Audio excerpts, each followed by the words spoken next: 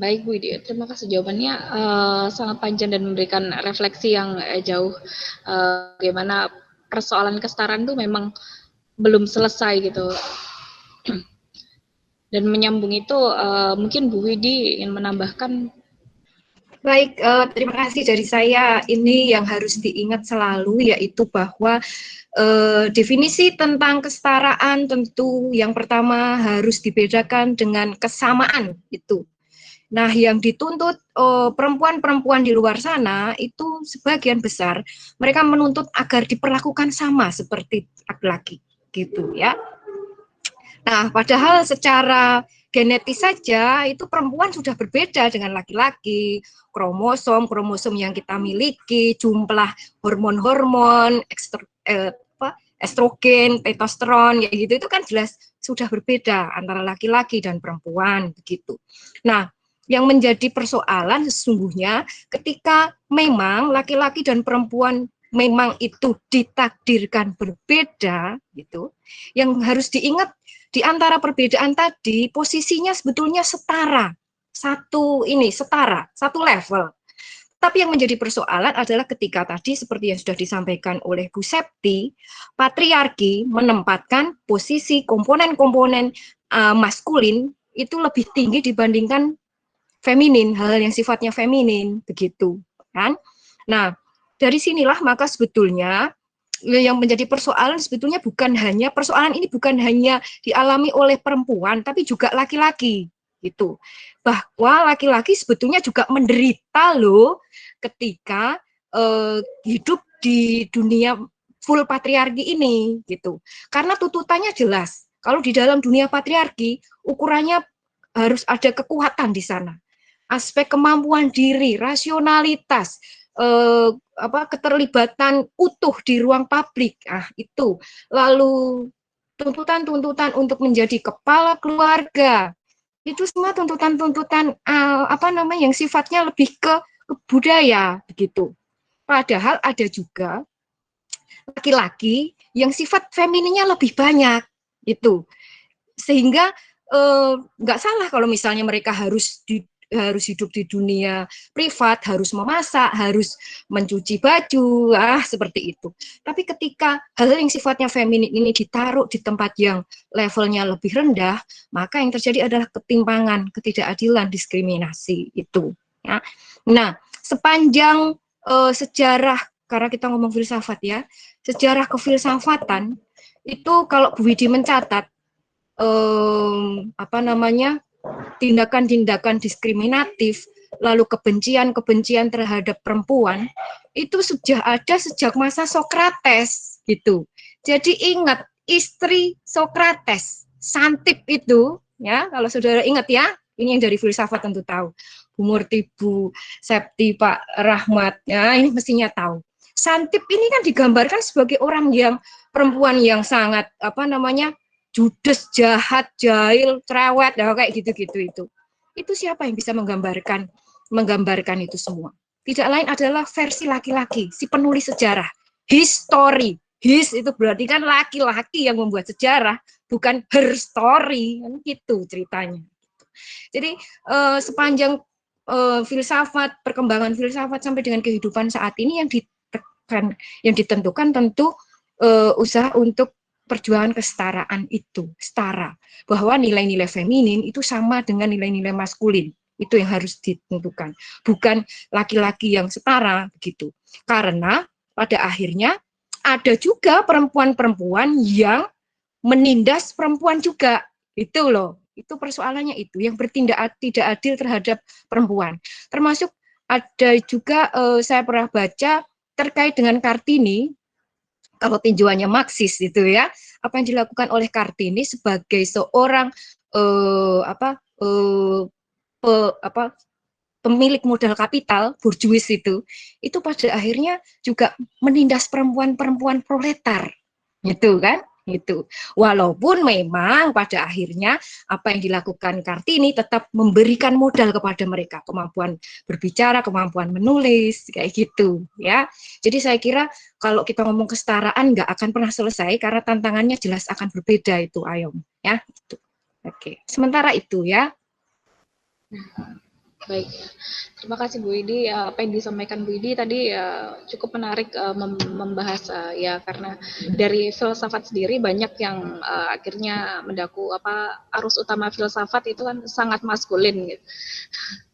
Apalagi tadi Bu Widi juga menyebutkan dari zaman Socrates pun itu ketika dia bicara menjadi filsuf dengan memiliki istri yang buruk itu kan apa dalil yang sangat seksis ya, dan cukup berkembang gitu di filsafat. Kalau apa wacana filsafat sendiri harus utama memang maskulin, dan tuh dan menarik ketika Bu Widi juga menyebutkan bagaimana perempuan berjuis pemilik kapital seperti Kartini, seorang perempuan bangsawan Jawa yang kalau dari tinjauan Marxis memang pada akhirnya juga akan menindas perempuan lainnya, sehingga karena Kartini sendiri dia juga seorang feminis liberal, dan persoalannya adalah bahwa feminisme liberal juga akhirnya tidak menjawab persoalan semua perempuan. Mungkin itu yang tadi saya tangkap dari apa yang dikatakan oleh Bu Widi. Nah, kemudian gagasan kesetaraan ini berkembang dengan spirit zaman, dan menarik kalau membahas bahwa akhirnya tidak akan selesai gitu pembahasan mengenai kesetaraan sendiri, karena yang dilihat akhirnya juga tidak hanya bagaimana perempuan sebatas mendapat akses ke ruang publik, akses pendidikan saja, tapi kita merefleksikan kembali, mengilas balik sebenarnya wacana yang sudah dibangun seperti apa, apakah itu diciptakan oleh laki-laki, apakah itu perempuan bisa berada di sana untuk turut menciptakan pengetahuan, itu yang akhirnya menjadi penting untuk dibahas. Nah, mungkin karena sempat disinggung tadi oleh Bu Widi mengenai bagaimana filsafat sendiri pada sejarahnya juga sangat maskulin berangkat, dan sampai hari ini pun kalau misalnya saya sendiri sebagai mahasiswa filsafat ketika mendapat pengajaran di kelas pun ya filsuf-filsuf yang diberikan memang kebanyakan didominasi oleh laki-laki, dan misalnya pada epistemologi gitu, saya juga tidak mendapatkan filsafat yang berparadigma feminis, misalnya epistemologi feminis misalnya, itu saya juga tidak mendapatkan. Nah, mungkin saya akan bertanya kepada Bu Septi dan Bu Widi sebagai dosen perempuan di filsafat, bagaimana mengenai dakwaan tersebut, filsafat yang maskulin. Ya, oke. Pertanyaannya sebetulnya singkat kan, apakah filsafat maskulin kan begitu ya? Oke, dari proses cara kita belajar tentang filsafat, memang pengetahuan yang kita dapatkan sendiri itu sudah maskulin, karena memang bacaan-bacaan kita, referensi kita itu juga sudah yang disediakan lebih maskulin begitu. Bagaimana seperti misalnya filsuf perempuan yang tidak mendapatkan akses, tidak suara-suaranya tidak sempat terdengar di banyak orang, di publik gitu ya, misalnya. Kalau sekarang kemudian sudah mulai dilirik karena perbincangan tentang perempuan sudah mulai banyak begitu, ketika feminis juga sudah mulai beberapa gelombang sudah mulai berkibar begitu, ketika filsuf-filsuf perempuan Simone de Beauvoir, Hannah Arendt itu Bu Widi sangat paham, kemudian misalnya Mary Wollstonecraft, kemudian Kristeva dan sebagainya, itu tidak sempat terdengar begitu. Bagaimana kita bisa memberikan, atau bagaimana kita bisa memikirkan dan memberikan ide atau menelurkan ide-ide kita atas dasar epistemologi yang kita dapatkan juga masih sangat maskulin begitu, sehingga yang keluar ya akibatnya seperti itu. Dari aspek budaya kita belajar tentang filsafat seperti itu, maka keluarnya menjadi seperti itu. Nah, dengan perkembangan yang sekarang sudah bisa melihat, utamanya adalah kita mulai belajar tentang bagaimana kita mendengarkan, memahami, belajar tentang filsuf-filsuf perempuan. Apa sih kata mereka begitu ya? Bahkan misalnya si Carol Gilligan mengatakan bahwa akan ada perbedaan yang sangat jelas ketika misalnya filsafat itu menjelaskan tentang apa di teori keadilan misalnya ya, tentang moralitas keadilan seperti itu, yang itu sangat berbasis pada maskulinitas gitu ya. Misalnya kalau si Carol Gilligan mengkritik si Colbert misalnya seperti itu, sementara kemudian si Gilligan mengatakan bahwa ada ethics of care gitu, ada etika kepedulian begitu. Artinya perempuan itu mengalami gitu ya, sehingga memang dia harus apa ya, bukan sekedar seperti keadilan yang dibahasakan di dalam versi maskulinitas yang lebih pada apa kelaki-lakian seperti itu. Dan ini saya kira memang ya terbuka saja bahwa seperti ini yang kita sedang pelajari, bahwa kita mulai harus menggeser bahwa cara berpikir kita lebih tidak bias gender begitu. Bagaimana saya belajar tentang perempuan kalau saya tidak pernah mendengarkan suara perempuan seperti itu. Ya, itu yang saya rasakan seperti itu ya. Bagaimana misalnya si siapa Budi Gadis Arifia ya, yang dia justru disertasinya sangat jelas tentang apa filsafat berperspektif feminis seperti itu, yang dia betul-betul menuliskan bahwa filsuf-filsuf perempuan yang tidak mendapatkan suara dan sebagainya itu, ini yang apa terus terangan saya seperti itu. Tetapi itu yang harus kita pelajari, bahwa mari kita menengok kembali bahwa ada filsuf-filsuf yang suaranya masih tenggelam, dan kemudian apakah kemudian itu cukup relevan di masa-masa sekarang ini untuk menyuarakan perempuan, dan dalam arti tertentu filsafat tentang hakikat keadilan, hakikat kebenaran, hakikat keindahan, hakikat kesetaraan, hakikat manusia, itu harus dilihat dengan apa ya, dengan komprehensif gitu, seperti itu, sehingga itu tidak dilihat pada satu aspek dalam kacamata maskulinitas. Begitu, Ayom. Baik, Bu Septi, terima kasih atas jawabannya. Menarik sekali ketika membahas mengenai bagaimana filsafat itu sering didakwa maskulin gitu. Mungkin Bu Widi, bagaimana Bu Widi? Oke, menyambung dari apa yang disampaikan oleh Bu Septi tadi ya, filsuf-filsuf perempuan, mereka mengutarakan konsep-konsep kefilsafatan, yaitu berdasar pengalaman itu ya Bu Septi ya, pengalaman yang dialami sebagai seorang perempuan. Gitu. Dari situlah sebetulnya kalau kita mau berbicara tentang maskulinitas di tataran kefilsafatan, maskulinisme, filsafat yang demikian maskulin begitu itu, tentu yang harus dilihat adalah dasar epistemologis. Epistemologis ini menjadi sesuatu hal yang mutlak hukumnya, karena itu menyangkut bangunan pengetahuan yang akan kita bangun, termasuk di dalamnya nanti sampai ke actionnya seperti apa, termasuk pertimbangan-pertimbangan moral yang akan dilakukan. Tadi sudah disampaikan oleh Bu Septi itu ya, ayo. Nah, terkait dengan itu maka kalau kita ngomong tentang dominasi maskulinitas di dalam filsafat, yang harus diingat selalu yaitu bahwa dominasi rasionalitas itu. Bahkan Aristoteles sejak lama menyebutkan bahwa manusia itu animal rasional. Dan karena perempuan mempunyai kekurangan dalam hal rasionya, maka perempuan menduduki posisi kewarganegaraan yang levelnya lebih rendah dibandingkan laki-laki. Di antaranya Aristoteles pernah mengemukakan itu, gitu.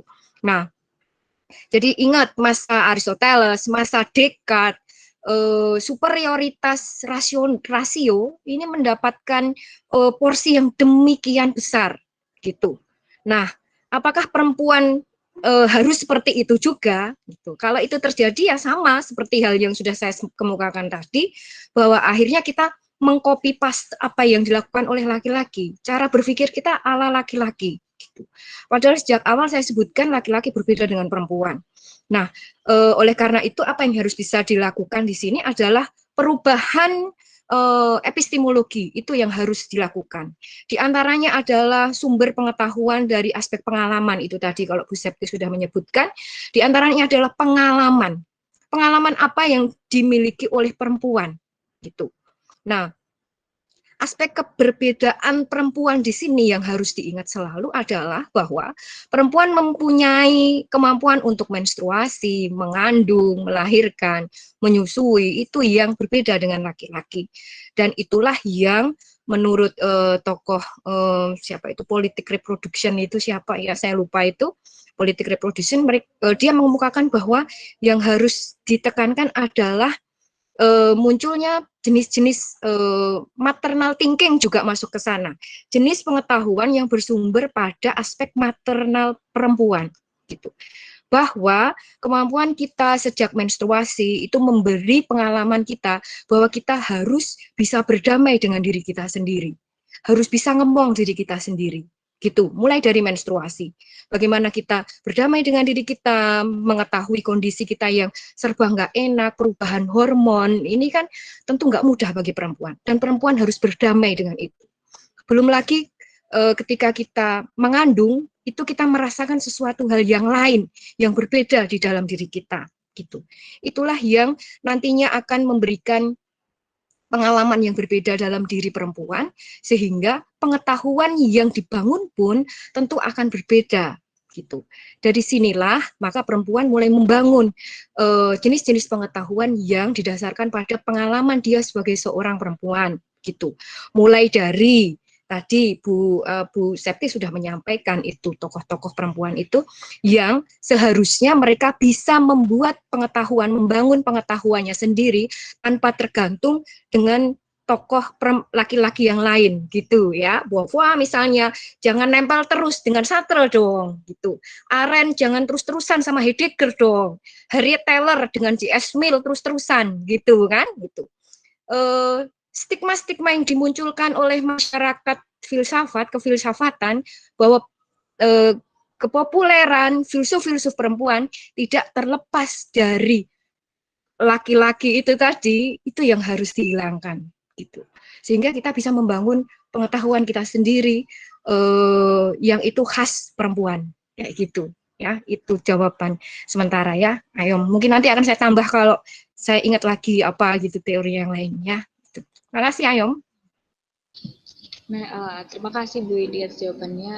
Ya, menarik yang diperbincangkan Bu Widi menyinggung bagaimana filsuf-filsuf perempuan selalu dikaitkan dengan filsuf laki yang pasangannya ya Buffo dengan Sartre, Arendt dengan Heidegger gitu.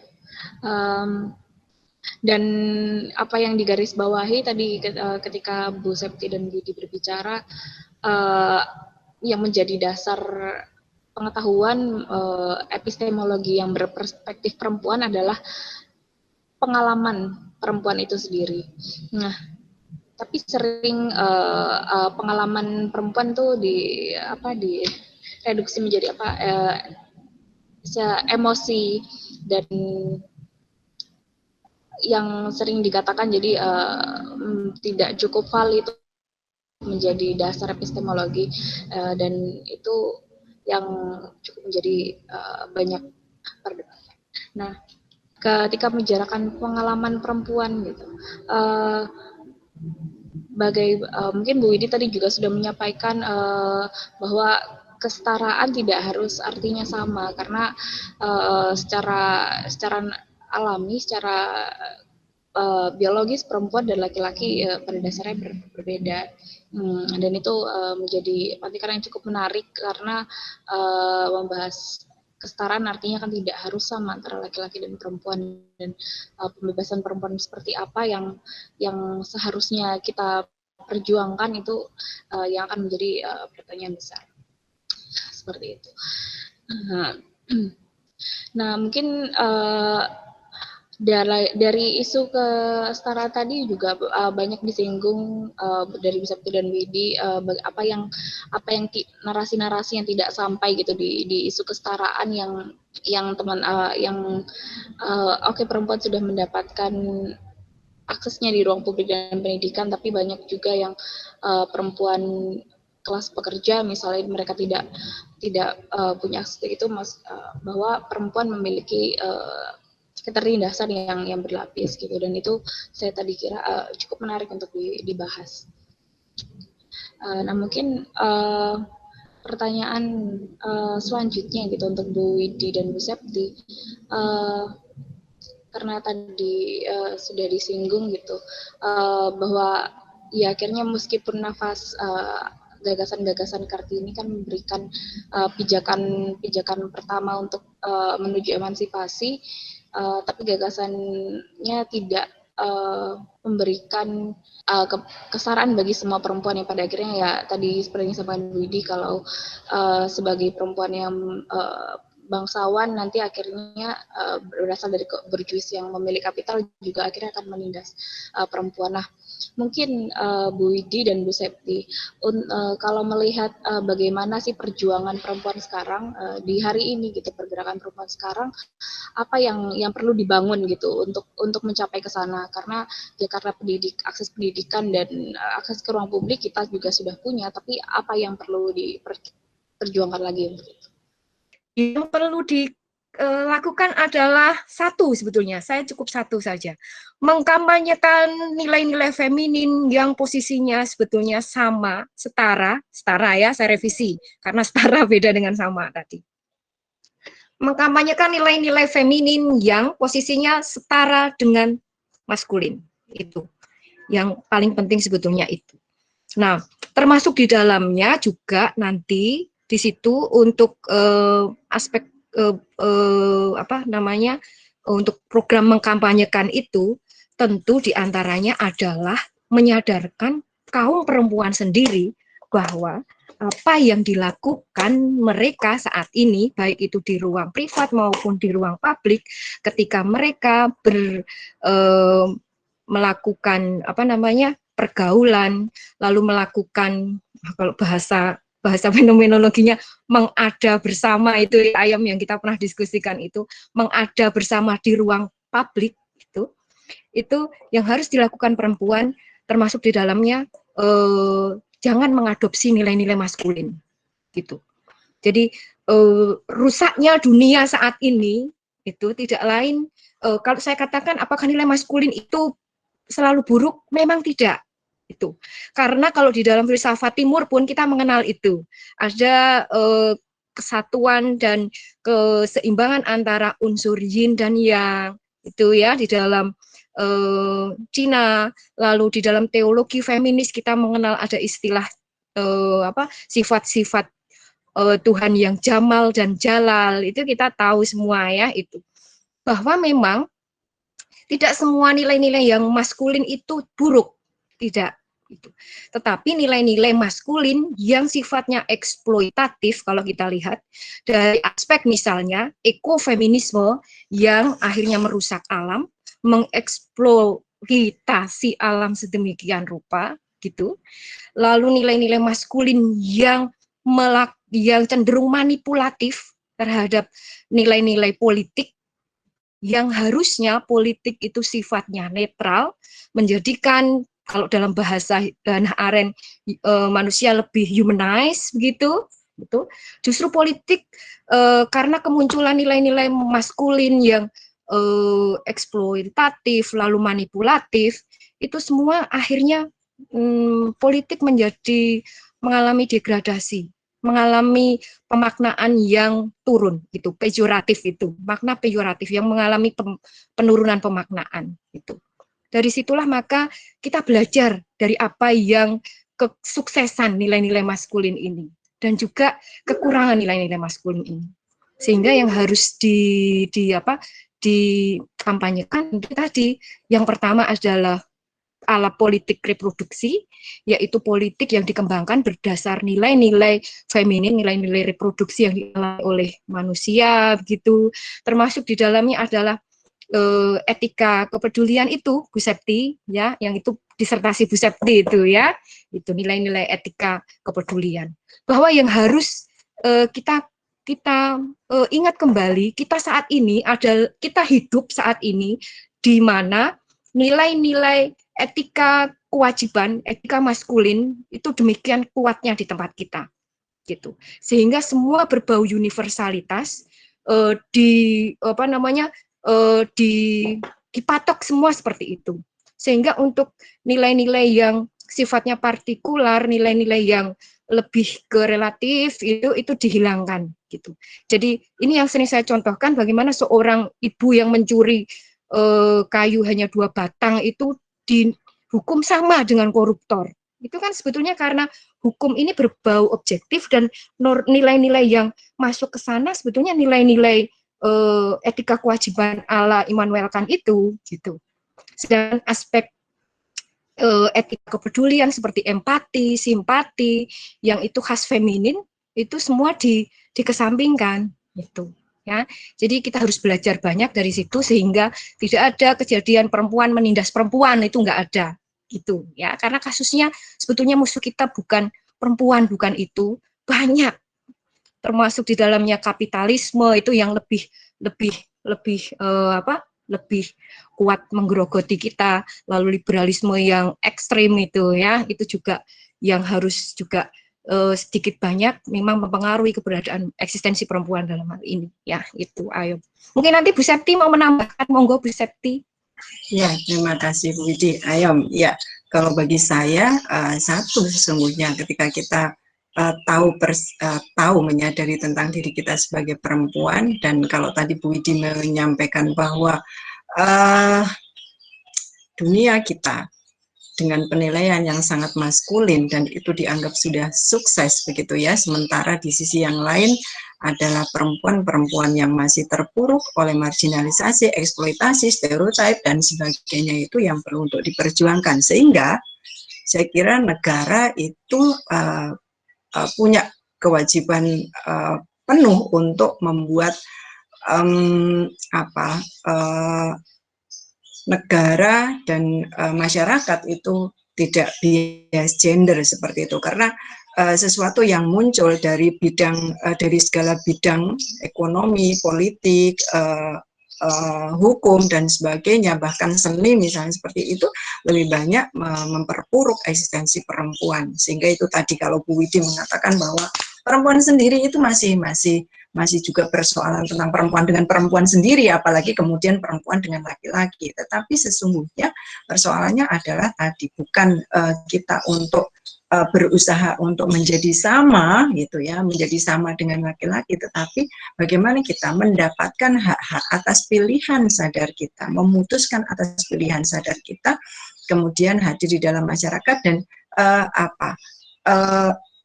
kepedulian ya, kepedulian orang terhadap diri kita. Kalau tadi Bu Widi mengatakan hidup bersama gitu ya, artinya pola hubungan, pola relasi kita itu kita tidak bisa hidup sendiri karena kita juga harus berdampingan dengan yang lain. Kalau Bu Widi, Bu siapa namanya, Megawati ya, Megawangi yang justru mengedepankan pada keberbedaan, biarlah berbeda, yaitu sebuah pilihan. Tetapi bagi saya sebagai perempuan itu masih banyak yang harus kita perjuangkan sebagai perempuan. Satu, menyuarakan diri kita itu melalui bagaimana pikiran kita dan aktivitas kita yang harus mendapatkan kepedulian. Jadi kalau tadi Bu Widi mengatakan perempuan itu hamil, menstruasi, hamil, melahirkan, menyusui, dan itu tidak pernah bisa dilakukan oleh laki-laki. Laki-laki tidak boleh married, dan bahkan ketika laki-laki mengatakan bahwa melahirkan adalah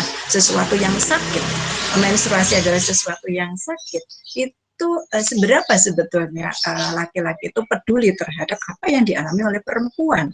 Jadi kalau perempuan mengatakan menstruasi itu sakit karena dia mengalami, sehingga kalau kita perempuan mengatakan bahwa hidup kita masih harus kita perjuangkan karena kita memang masih mengalami hal itu begitu. Dan ini saya kira menjadi tugas kita bersama, karena Misalnya di sekarang yang sedang kita alami ketika pandemi COVID-19 ya, ini perempuan juga banyak sekali persoalannya ketika misalnya suami-suami yang sudah mulai di PHK, tidak punya pekerjaan dari sisi ekonomi, kemudian mengkeret ya, kangelan gitu ya, seperti itu, kemudian ada KDRT, ada eksploitasi terhadap perempuan. Banyak sekali yang kemudian harus dilakukan oleh perempuan seperti itu. Dan ini negara harus bagaimana kalau kemudian dia harus mengatur semuanya itu yang tidak berbasis pada tadi universalitas dan objektivitas yang epistemologinya lebih kepada maskulinitas begitu. Mari kemudian kita lebih mendorong kepada bagaimana epistemologi feminis yang harus juga dikedepankan, dan mari kita bersama-sama untuk tidak saling saling menindih begitu ya, tetapi bersama-sama untuk mencapai tujuan kita seperti itu. Gitu, Ayom.